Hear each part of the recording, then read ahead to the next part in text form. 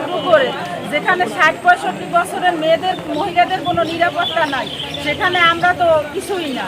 তা আমি এর দৃষ্টান্তমূলক শাস্তি চাই এবং এই যে ঝালকাঠির যে সদর হাসপাতালের যে কর্তৃপক্ষ এর জন্য দায়ী। শোনা গেছে যে এখানে কোনো সিসি ক্যামেরা সবগুলা নষ্ট, নৈশ প্রহরী নাই, তাহলে এর দায়ভার ওনাদেরই বহন করতে হবে।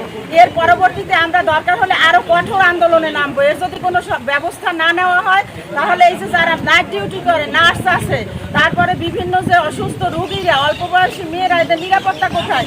এরা তো সুযোগ পাই যাবে, যে কোনো সময় এখান থেকে মানুষ ধরে ধরে নিয়ে যাওয়া হবে। কোনো সিকিউরিটি গার্ড নাই, কোনো ব্যবস্থাপনা নাই। তো আমরা এর দৃষ্টান্তমূলক একজন নারী হয়ে আমরা আসলে সবসময়ের জন্য আতঙ্কে থাকি, রাস্তাঘাটে সব জায়গায়। আর হাসপাতাল থেকে মানুষের প্রাণের সঞ্চার হয়, হাসপাতাল থেকে একজন মানুষের প্রাণের নিরাপত্তা দেওয়া হয়। সেই নিরাপত্তা যদি না ওইখান থেকে না পাওয়া যায় তাহলে রাস্তাঘাটে অন্য জায়গায় তো মানুষ তাদের নিরাপত্তা পাবে না।